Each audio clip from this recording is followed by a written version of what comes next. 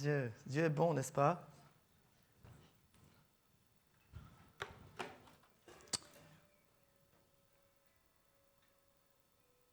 Voilà, c'est des choses qui arrivent.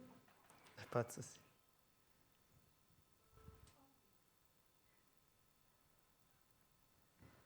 Alors aujourd'hui, on a pris un sujet j'ai pris un sujet assez intéressant.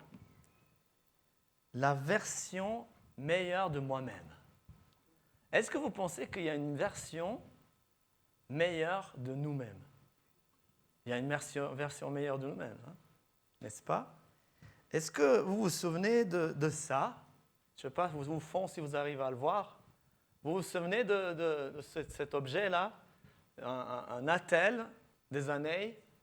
Quelles années? Alors je m'approche un peu. Je m'approche un peu comme ça, vous voyez? Voilà, je m'approche. Quelle année ça? Quelle année? 2000? Oui, 2000. Dans non, 2000, ok? Vous vous souvenez de ça? Après, il y a eu autre chose. Il y a eu ceci, qui est sorti à peu près plus tard. Hein? Vous vous souvenez? D'accord. Ça, c'est une autre version. Et il y a la dernière version. Moi, je n'ai pas la dernière version. Hein. Voilà, c'est ceci qui est sorti. Je ne fais pas la pub pour Apple, hein, attention. D'accord? Voilà. Voilà. OK?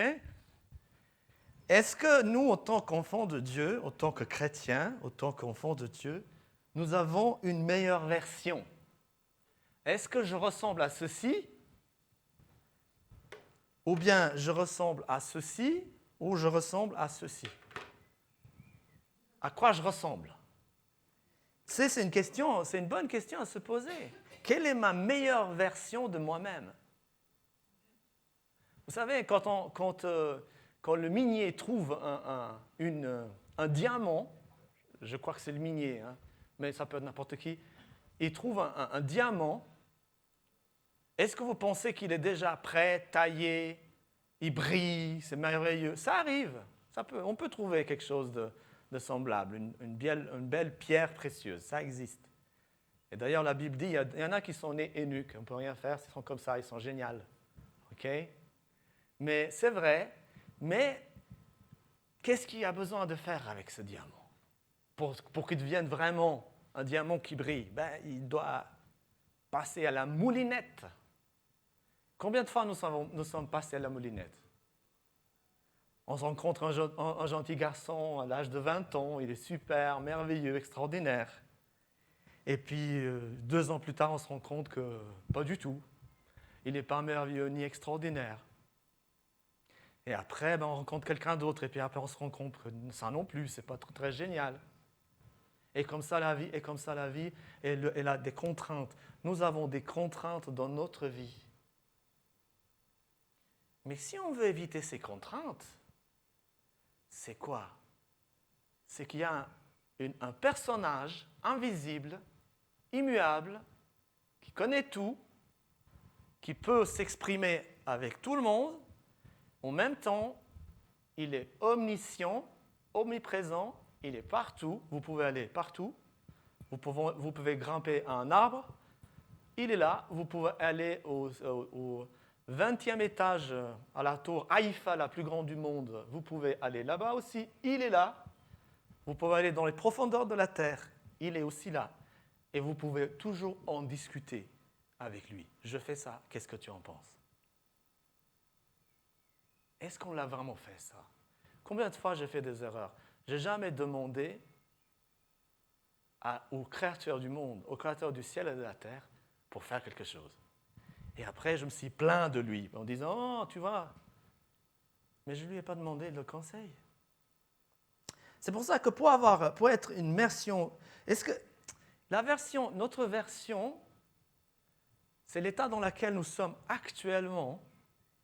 Si je suis la même chose que hier, il n'y a pas eu de mise à jour. Si je suis pareil qu'il y a 1 an, il n'y a eu aucune mise à jour. S'il y a 10 ans en arrière et je suis la même chose, il n'y a eu aucune mise à jour. Toujours le même look, On ne peut pas garder le même look parce qu'on a des cheveux qui blanchissent. Ça, non, on ne peut pas. Mais toujours les mêmes pensées et toujours les mêmes soucis.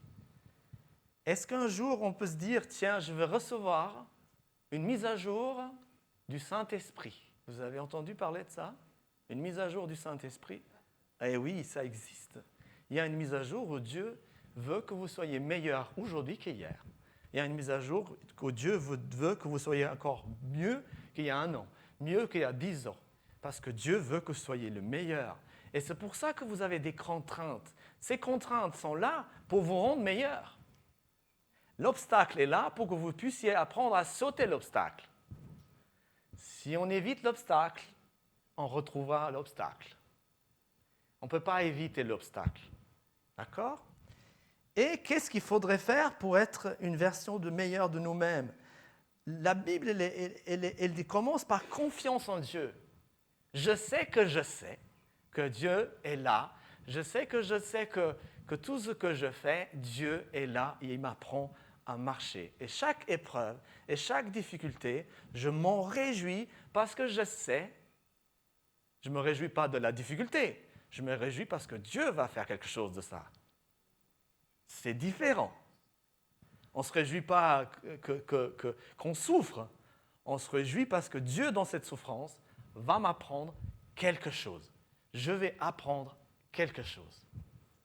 C'est la confiance. La première chose, c'est avoir confiance en Dieu. Et la Bible dit, dans Proverbe 3, versets 5 à 6, si vous avez vos Bibles, vous pouvez vérifier, « Confie-toi en l'Éternel ». Ça veut dire, fais-lui confiance. Oui, ça m'arrive ça. Je viens de crever un pneu. Soit. Il y a sûrement une raison. Je viens de glisser et je tombe. J'ai un frère qui est tombé, je ne veux pas donner de détails, mais il est tombé et puis après, je le vois qu'il est heureux parce que cette situation lui a permis de se reposer. Voilà, gloire à Dieu. On pourrait dire, ah, c'est dommage, il s'est tombé, il s'est fait mal. Il s'est fait un peu mal, mais ce n'est pas grave. Il s'est reposé après. Il m'a dit lui-même. Et j'étais content de le voir aussi bien reposé. Et confie-toi en l'Éternel de tout ton cœur. Oui, ça m'arrive ça, mais je me confie en toi. Appuie-toi, passe à ta propre intelligence. Ah, j'aurais dû faire ça.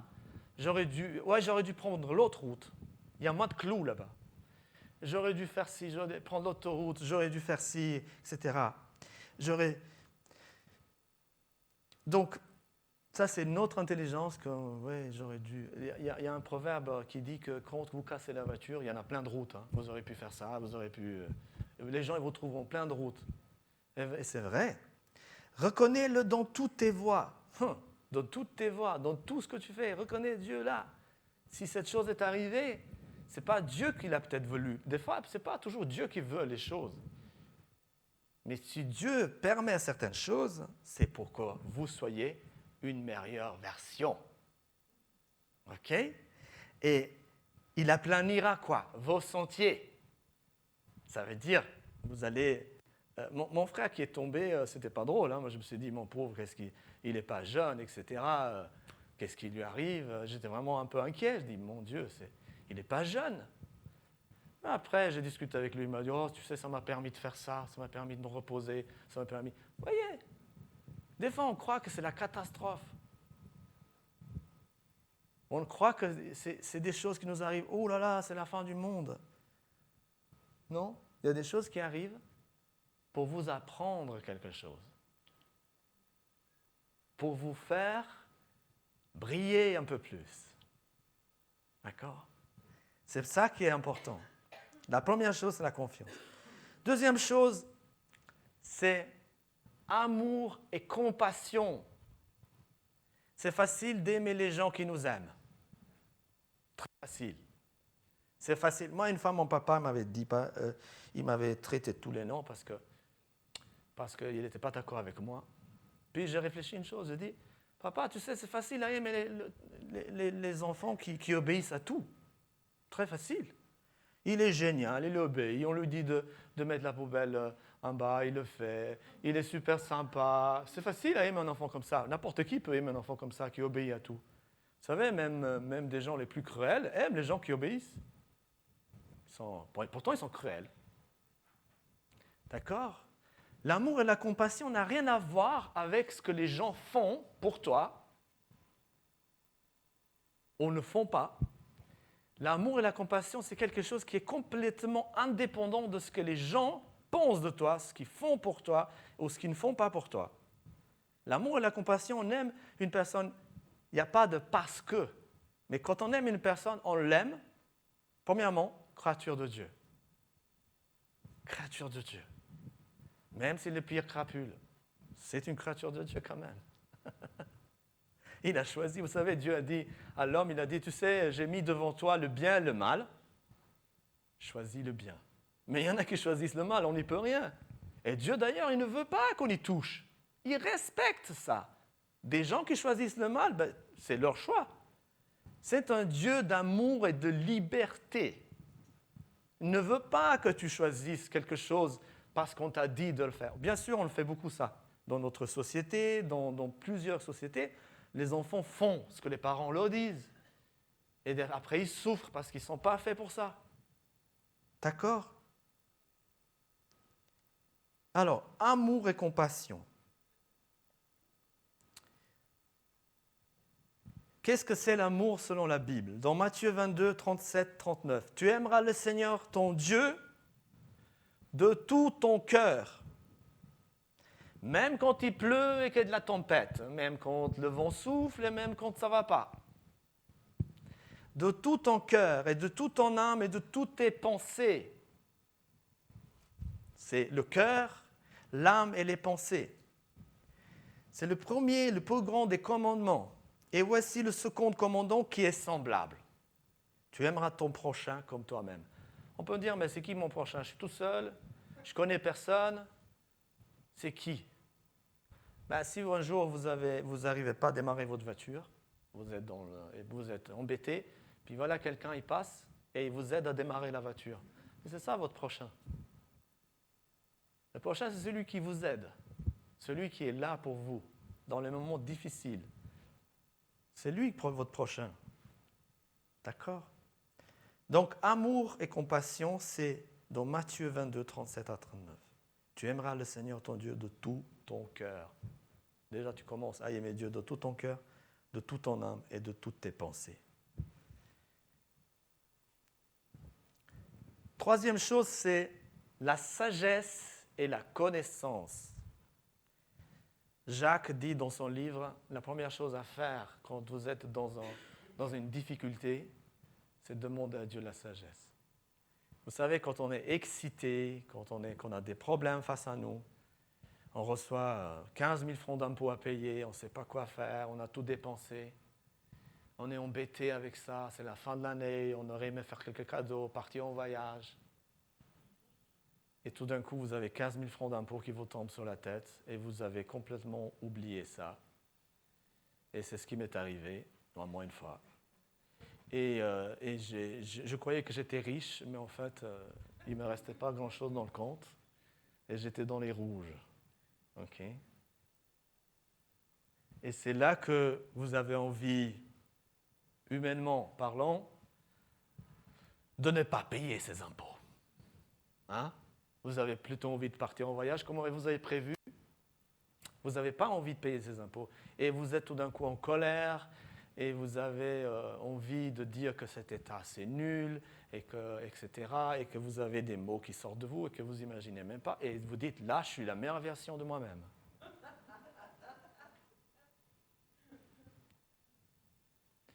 Là, c'est, vous savez, des bugs de téléphone, vous savez. Vous allumez votre téléphone, vous voulez téléphoner à quelqu'un rapidement, et ça ne s'allume pas, et vous faites comme ça, et le téléphone part à l'autre sens. C'est un peu ça. Hein? Et qu'est-ce qui se passe ? Il se passe une chose. C'est que là, tout d'un coup, vous allez vous asseoir et dire, attends, ça, c'est pas moi. J'ai appris à aimer. J'ai appris à... Ok, cette chose, elle m'arrive, Mais cette chose m'apprend à être beaucoup plus vigilant, payer ses impôts un peu mieux, apprendre à payer ces choses-là. Et ça fait quoi? Ça fait de moi une nouvelle version, justement, l'année suivante. Qu'est-ce que j'ai fait? J'ai mis de l'argent de côté pour payer mes impôts. La vie nous apprend. D'accord? La sagesse et la connaissance. Dans Proverbe 9, verset 10, le commencement de la sagesse, c'est la crainte de l'Éternel. Est-ce que Dieu veut qu'on ait peur de lui? Non, absolument pas, parce que d'ailleurs, il est invisible et il est vraiment, il ne veut absolument pas qu'on ait peur de Dieu. Dieu ne veut pas qu'on ait peur de lui.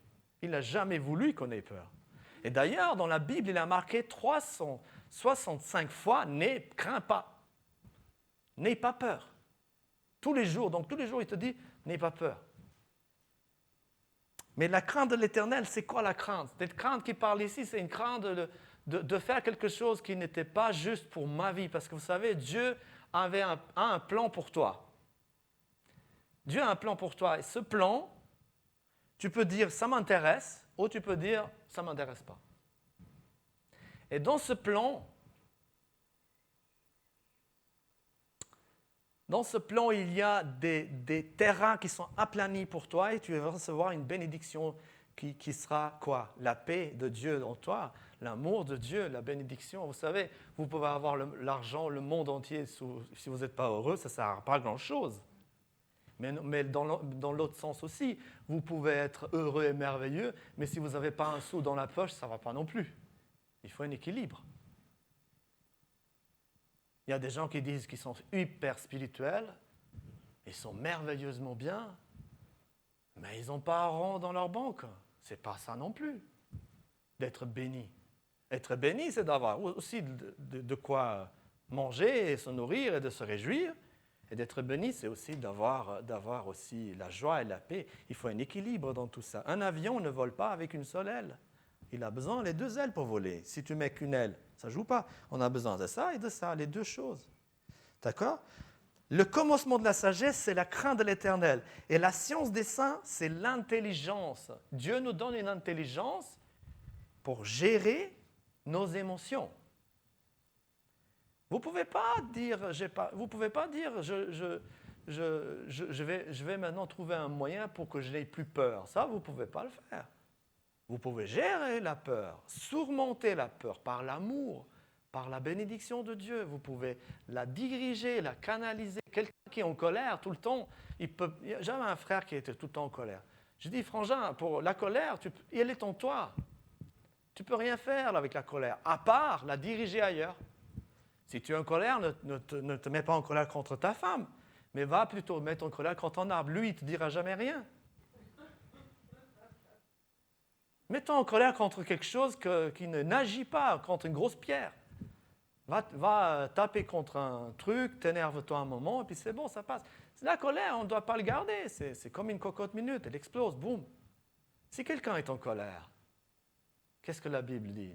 Qu'il ne se couche pas en colère, mais qu'il règle ça avant. Comment? Va dans la forêt, défoule-toi un peu, crie sur quelqu'un, sur les oiseaux, sur tout ce que tu vois, mais pas sur les êtres humains, parce qu'ils comprennent et tu auras des problèmes. OK? Amen? La sagesse. C'est quelle heure? Alors. Il y a quelque chose d'important, l'humilité et le service. L'humilité, on a parlé la semaine passée, vous vous souvenez, l'humilité, qu'est-ce que c'est? Être humble, ce n'est pas être victime, pauvre de moi. Être humble, c'est avoir l'humilité de dire, si quelqu'un vous dit, vous êtes une personne extraordinaire ou beau, etc., acceptez-le comme ça, mais prenez pas trop la tête.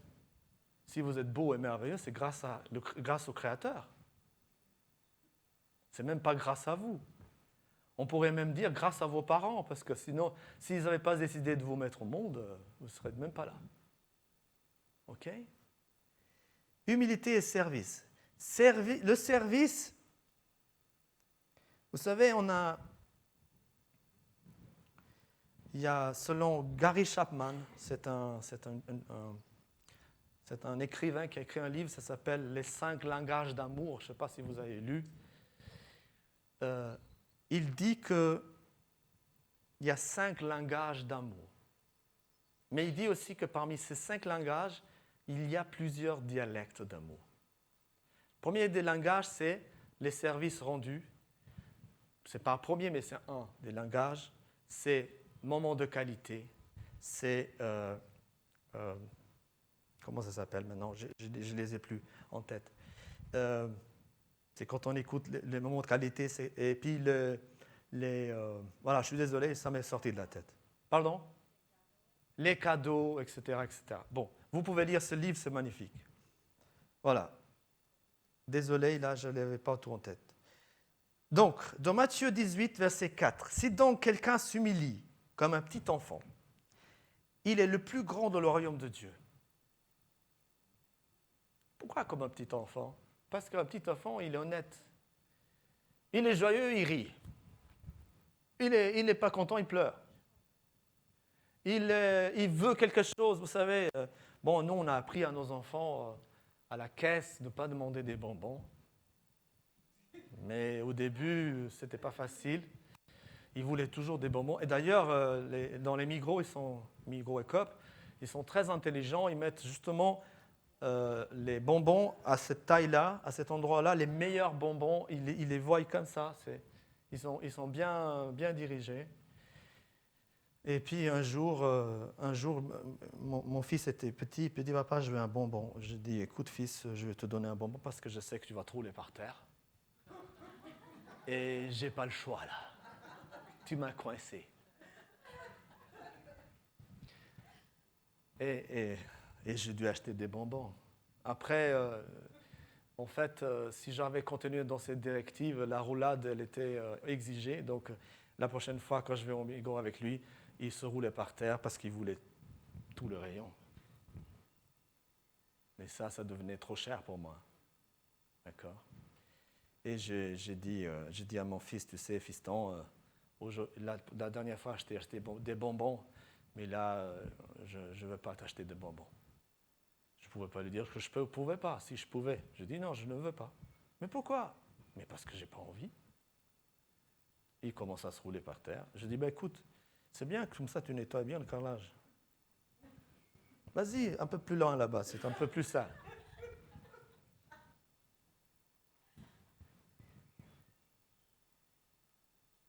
Vous savez,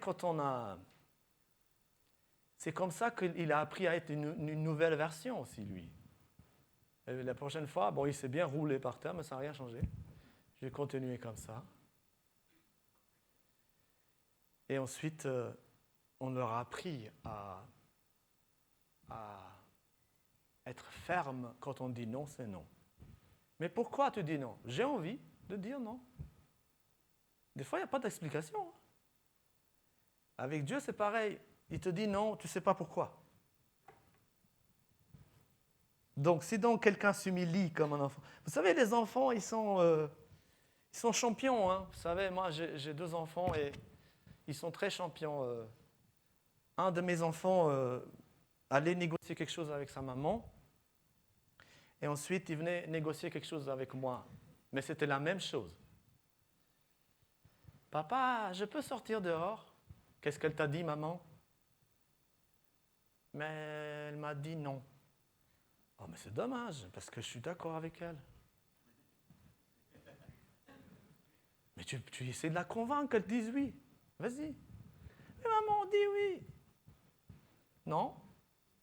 Mais papa, demande-lui de dire oui. Alors, bien sûr, l'enfant, il veut négocier. Il marchande avec toi.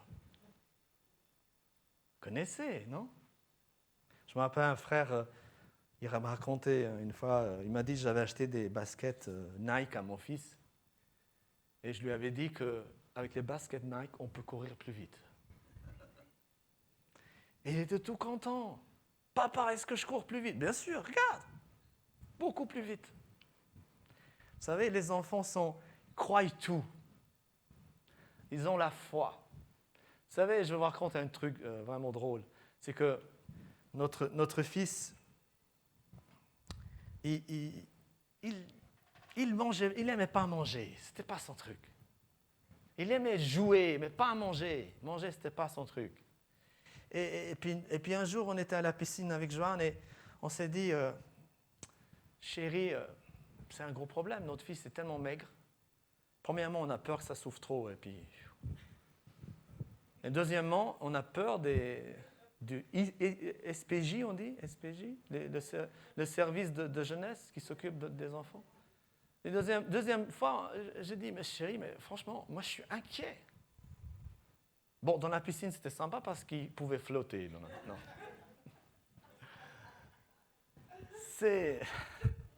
J'étais inquiet. Je peux vous dire, j'étais inquiet. J'ai réfléchi et je dis, comment je vais faire? J'ai pris la calculette, vous savez, la calculette pour calculer. Et j'ai tapé 100. Pendant que mon fils mangeait, et je lui mettais ça dans le ventre et je disais, tu vois, tu n'as que 100 calories. À ta place, je mangerai plus pour avoir 1000. Tu vois, si tu veux avoir 1000 calories, tu dois manger toute cette assiette et encore des fruits et des légumes. Mais mange déjà l'assiette pour voir la différence. Et puis après, je me cachais, je changeais la date, le machin. Je mettais ça dans le ventre. Tu vois, 500! Waouh!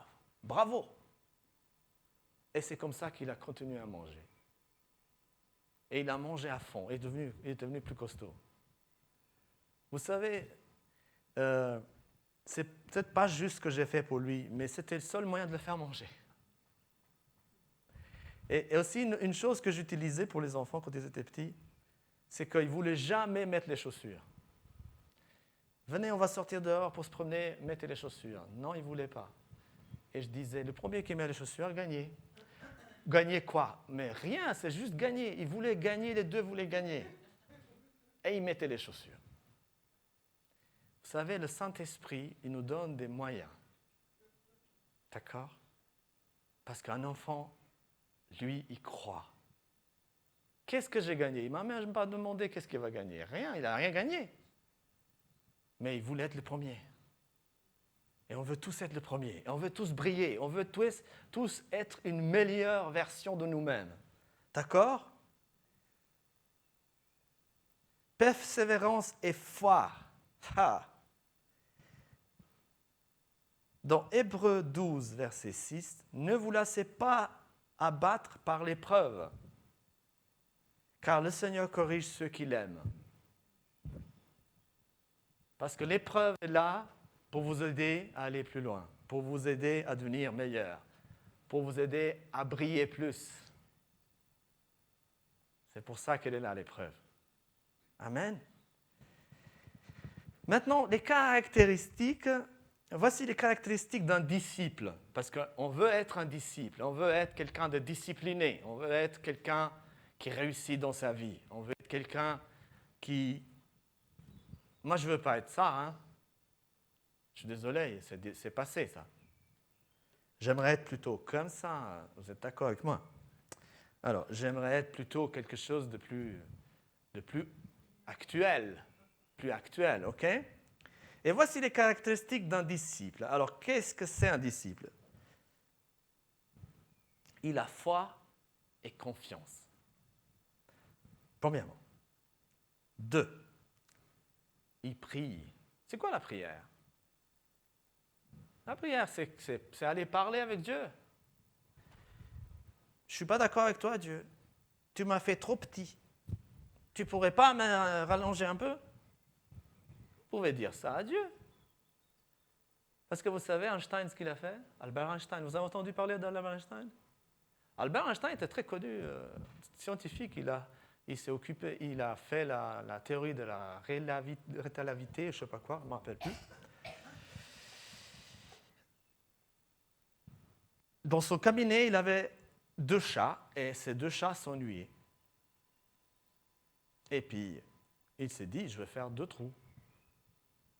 Un pour le petit chat et un pour le grand chat. Et un paysan est venu et lui a dit, mais pourquoi tu as fait 2 trous dans ta porte, Einstein? Je l'ai fait parce que les chats s'ennuient. Parce que la petite ne peut pas sortir par la grande trou? Ah oui, je n'ai pas pensé. Vous savez que Dieu pense à tout. Si vous avez fait petit, c'est que vous pouvez passer dans des petits coins. Si vous avez fait grand, c'est que vous pouvez cueillir des cerises pour ceux qui sont plus petits. Il y a tout, on est complémentaires. Je suis utile à quelqu'un et quelqu'un m'est utile. C'est ça la prière. La prière, c'est aller vers Dieu et parler de tout. OK? Parler de tout avec Dieu. J'ose pas lui dire ça. Ben, il sait déjà que tu n'oses pas lui dire ça. Ça ne sert à rien que tu caches ça à Dieu. Tu ne peux pas cacher ça à Dieu. Hein? Vous pouvez me cacher ça à moi parce que je ne suis pas Dieu, mais à Dieu, vous ne pouvez pas rien cacher. Engagement envers le service. Servir les autres, servir dans l'Église. Un disciple, il s'engage dans la foi, dans la confiance, dans la prière, il s'engage dans le service. Il sert dans l'Église, il sert les autres, il fait des pizzas pour les autres, il fait les grillades pour les autres, ça c'est un disciple. Les kebabs pour les autres. Amen. Il obéit à Dieu, il obéit à sa volonté et il grandit spirituellement. Il change de version chaque jour. Chaque jour, il apprend, il devient meilleur. Et il pense aujourd'hui, il ne pense pas hier, il pense aujourd'hui. Voilà. Donc, si vous voulez retenir quelque chose, pour être un disciple, il faut aimer Jésus, suivre Jésus et obéir à Jésus. Il y a beaucoup de gens qui aiment Jésus, mais qui ne le suivent pas. Il y a beaucoup de gens qui aiment Jésus et qui suivent Jésus, mais qui ne l'obéissent pas. Donc, pour avoir les qualités d'un disciple, il faut aimer Jésus, obéir à Jésus et suivre Jésus. Voilà, je termine avec ça. D'accord. Je vous invite à apporter vos offrandes. Sentez-vous libre. L'offrande, c'est un acte